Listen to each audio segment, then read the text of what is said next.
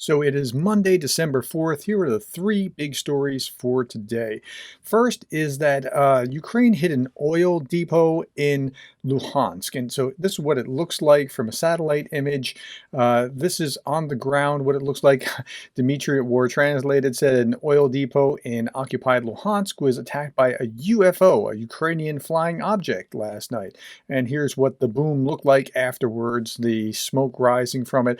I don't know that it's possible to defend every one of these sites, and the Russians are going to have to be judicious about what they're going to defend and what they're going to choose not to defend, and that just leaves things wide open. Again, the country, including these four oblasts, which are Ukrainian territories, it's just way too large to defend when you think about that and the territory of Russia. You're going to see more of this. I predicted that they're going to start going after oil and gas and things like that. If they go after a pipeline, that's going to be huge. Okay.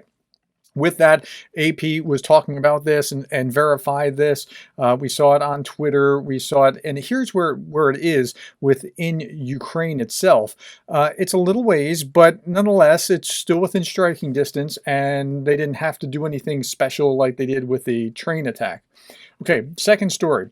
We are out of money, says the White House. And they sent this message to congressional leaders saying, you got to act soon. If you don't act soon, Ukraine is not going to be, we're going to potentially handicap Ukraine in the future by what we're doing.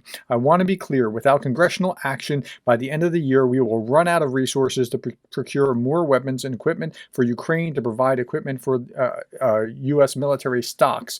This was from the head of the Office of Management and Budget. So they have to act fast, and they have to work out whatever compromises they need to work out in order to do this.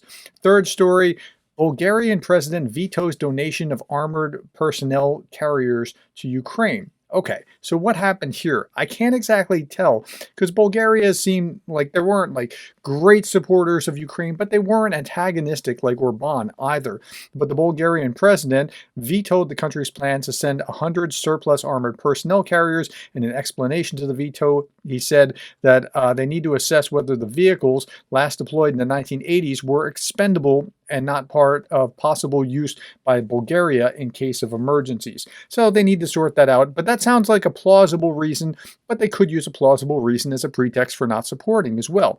So that's the story there. We'll keep an eye on that and see which way this president leans and what might more be to the story. Okay, that's it. That's three stories. Thank you for your time, the likes, the shares, the subscribes, and thank you for being the kind of person that cares about Ukraine.